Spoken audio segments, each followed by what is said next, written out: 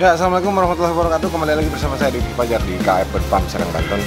Kali ini kita akan membahas tentang lokaliti murai ya, lokaliti murai yang ada di Indonesia. Dalam garis besar, murai itu di Indonesia terbagi dua ya, antara ekor putih dan ekor hitam. Nah, kembali lagi ekor putih dan ekor hitam pun ada lokalitinya gitu ya. Ekor putih ada yang Jawa, Sumatera, dan juga Kalimantan. Sepengetahuan saya hanya di 3 kepulauan besar itu saja murai batu berada gitu ya.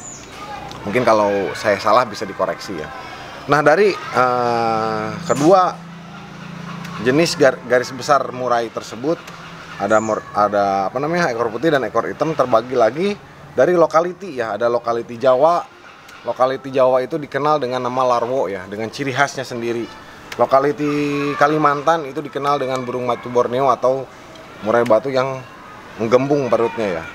Dan ada murai batu Sumatera. Nah, murai batu Sumatera pun dibagi dua ya, ada Nias dan ekor putih, ekor panjang, biasa disebut Medan atau Aceh.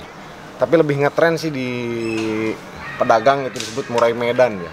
Padahal kita sendiri tidak tahu benar atau tidaknya burung Medan. Hanya di daerah Medan sendiri, sepengetahuan saya ada di daerah Lahat sama Bahorok itu pencipta murai-murai terbaik di Indonesia gitu ya. Nah, yang akan kita bahas kali ini adalah murai batu Borneo. Dalam dunia kicau, burung murai batu Borneo ini sedikit dianaktirikan. Bukan sedikit, ini paling banyak dianaktirikan dibanding lokaliti-lokaliti lain gitu ya. Kenapa? Sebetulnya bukan karena gembungnya. Kalau gembung sih menurut saya itu adalah apa ya? Salah satu ciri khas ya. Ciri khas dari murai batu Borneo yang memang punya karakter kalau sedang bertarung mengembangkan bulu di perutnya dengan gaya cangkulnya yang khas. Nah,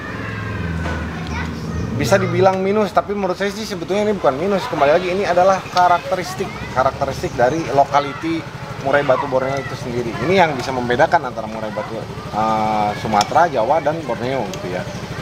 Mungkin kita nanti di episode lain kita akan membahas tentang murai lokaliti lain. Kita bahas ini dulu aja. Minusnya kebanyakan yang orang awam tahu adalah dari gaya dia bertarung gitu ya. Dari gaya dia bertarung menggembungkan bulu. Tapi itu menurut saya bukan minus. Kekurangan yang menurut saya yang lebih menonjol dari murai batu Borneo ini adalah IQ dia yang menurut saya sih kurang cerdas gitu ya. Dia dikenal dengan stamina yang kuat, bisa menstabilkan birahi dan emosinya sangat luar biasa gitu ya. Namun jarang sekali mau bongkar isian gitu. Kebanyakan murai-murai Borneo ini kan kebanyakan ngukluk. Nah, itu kenapa dia jadi minus gitu di lapangan. Tapi tidak semua juga teman-teman, tidak semua murai batu Borneo itu susah disetting ya untuk mengeluarkan isian. Ada beberapa juga, dan mungkin sekitar 2-3 tahun lalu pernah booming juga ada kelas khusus untuk murai batu Borneo ya, dan ada komunitasnya juga buat teman-teman penghobi murai batu Borneo. Video kali ini saya tidak mendiskreditkan Borneo, enggak.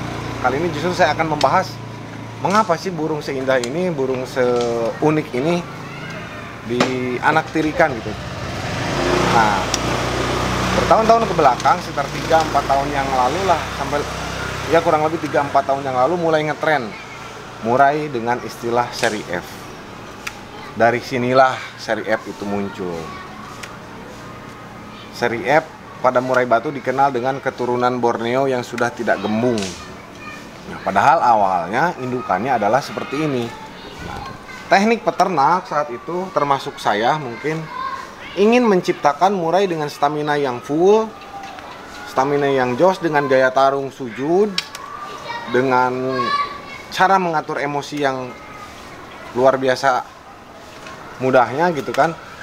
Namun tetap masih bisa bongkar isian. Nah, kebanyakan kan teman-teman mengawin silangkan antara Borneo dengan murai batu Sumatera atau yang dikenal dengan Medan. Secara body sebetulnya ini sama-sama burung besar ya, burung dataran tinggi.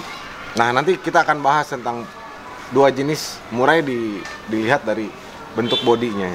Nah, untuk murai batu Borneo ini sendiri, untuk body sebetulnya sama-sama dengan Medan. Dia adalah murai batu dari dataran tinggi ya, dengan body besarnya.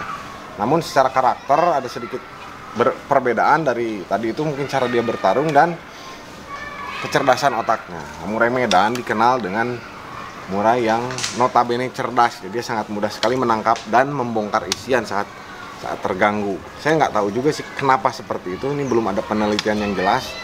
Kalau di Unggas khususnya murai batu sebetulnya belum ada yang spesifikasi gitu menentukan turunan atau genetika dari murai-murai tertentu gitu ya. Genetika ini karakternya seperti apa belum jelas nih. Namun kembali lagi ke pembahasan seri F. Nah, dari sinilah cikal bakal seri F itu muncul. Jadi tekniknya yang saya ketahui dulu dan beberapa sudah saya praktekkan, namun saya terus terang praktek saya tidak dari nol gitu. Saya mulai dari filial ketiga, F3 ya. Jadi antara murai batu Borneo dikawinkan dengan murai batu Medan, ini indukannya kita sebut F0. Nah, si F0 ini kita kawinkan menghasilkan anakan namanya F1. F1 ini kita hanya ambil betinanya. Nah, si betina ini kita jodohkan lagi dengan murai batu jantan Medan atau Sumatera lah ya, yang garis keturunannya kurang lebih sama dengan ibunya, bapaknya gitu. Nanti setelah berhasil beranak lagi nih, anakan si F1 ini jadi F2. Dalam F2 ini burung sudah tidak terlalu memunculkan karakter dasar dia kalau kalau bertarung perutnya gemuk, enggak, dia agak sedikit kempes, namun terkadang masih suka ngembung. Nah, si F2 ini betinanya tetap kita ambil lagi dan kita kawinkan lagi dengan jantan Medan menghasilkan F3. Nah, dari seri F3 inilah biasanya murai-murai batu yang sudah siap tampil di lapangan muncul. Tapi ada beberapa peternak yang juga meyakini bahwa seri F4 lah yang aman gitu, karena memang terus terang saya pun punya tuh namanya si Jogger ya. Dia seri F3 gitu, turunan ketiga dari Borneo.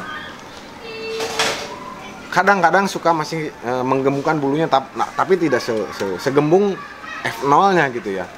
Dia masih sedikit lah kalau memang waktu-waktu dia kurang fit, dia masih ngegembung. Dan istimewanya memang secara isian daya tangkapnya sangat luar biasa, dan secara fisik pun mengikuti bapaknya yang masih ada darah Borneo. Nah, dari sinilah kenapa kasta Borneo itu mulai naik gitu. Ternyata dia punya potensi besar untuk menciptakan murai dengan garis keturunan baru yang sangat luar biasa hebatnya di lapangan. Namun tetap dominasi pemain-pemain kicau masih lari ke Sumatera ya, ke Medan khususnya Bahorok. Tapi balik lagi sebetulnya lokality ini kalau sekarang sih sangat susah ditelusuri ya. Karena kebanyakan pemain-pemain nakal yang sebetulnya burung ternakan dianggap murai hutan Medan padahal nggak tahu kita sisilan seperti apa. Dan setahu saya kalaupun benar itu Medan dan asli penangkap dari hutan, itu harganya juga tidak semurah yang diomjok di lapak-lapak gitu teman-teman. Karena itu tadi semua punya harapan bahwa yang namanya burung hutan mempunyai karakteristik hutan dan lagu-lagu hutan yang tidak umum gitu ya. Nah, itulah yang menjadikan istimewa kenapa murai hutan banyak dicari. Nah, ini saya kebetulan dapat dari teman saya, Abang Tompel namanya. Dia kemarin pengen murai ternakan saya yang udah lepas trotol. Tukerlah sama ini, tapi nggak pakai guling ya tukernya. Kayak bantal lah 2 biji kalau nggak salah kemarin. Jadi dia naruh ini sambil naruh bantalnya di saya, dan dia bawa anakan dari saya. Ini harapan saya sih sebetulnya saya mau mencetak betina-betina F1 dari sini ya. Cuman kalau dilihat memang ini burung tidak terkondisikan dengan baik awalnya. Tapi punya karakter bagus nih, dia lagu-lagu isiannya ada lah. Namun suaranya masih serak. Kelihatannya sih ini burung masih gemuk, belum ramping karena pola rawatan pasca mabung yang salah menurut saya sih. Nah, itulah sekilas tentang murai batu Borneo ya teman-teman. Jadi buat pecinta kicau khususnya, mungkin maaf sekali lagi pemula yang baru main di murung, nggak usah berkecil hati. Memang secara harga Borneo itu jauh lebih rendah dibanding Medan. Namun untuk belajar merawat, belajar mempelajari karakter burung, di sini observasi yang enak untuk teman-teman mulai. Secara katurangan nih burung cakep sekali nih. Dari mulai kepalanya yang cepak, mata yang belok, paruh yang tebal dan tajam, kaki hitam, tentu saja ini ciri khas ya. Rata-rata hampir 90% murai batu Borneo itu mempunyai kaki hitam. begitu juga keturunan-keturunannya gitu ya. Hanya memang kekurangan dari segi body sih mungkin karena dia punya gaya tarung yang menggembung dan ekor yang tidak terlalu panjang gitu. Cuman kembali lagi ke keunggulan tadi, sebetulnya kita bisa kita bisa hilangkan minusnya gitu, tinggal poles aja lah, khususnya untuk para breeder ya, untuk para peternak. Mungkin ke depan nanti murai seperti inilah yang akan menjadi juara, bukan juara sebetulnya, yang akan diincar. Bahkan sampai sekarang juga sepengetahuan saya F3, F4 itu banyak dicari oleh pemain-pemain ya. Untuk para peternak pemula juga mungkin banyak incar betina-betina dari seri F gitu. Itu tadi untuk mencetak murai-murai yang super dalam segi mental dan fisiknya ya. Ini murai batu ini mau digantang berapa lama juga dia. Saya nggak pernah tuh ngeliat murai batu jenis Borneo ini ngelowo ya. Kalah mental selalu paling utama. Namun ya itu tadi, kebanyakan dia ngukluk sih ya, ngebuang tembakan isian. Tapi balik lagi, kita lindungi ciptaan Tuhan yang Maha Kuasa. Kita lindungi juga ciri khas dari bangsa Indonesia sendiri. Ini murai endemik Kalimantan, Pulau Borneo, makanya disebut murai Borneo. Mudah-mudahan ke depan saya bisa menciptakan murai batu generasi yang baru dengan genetik yang luar biasa bagus ya, mudah-mudahan ya. Oke, itu saja mungkin pembahasan kali ini tentang cikal bakal seri F dari murai batu. Salam sukses dari saya, KF Bedpam, Serang, Banten.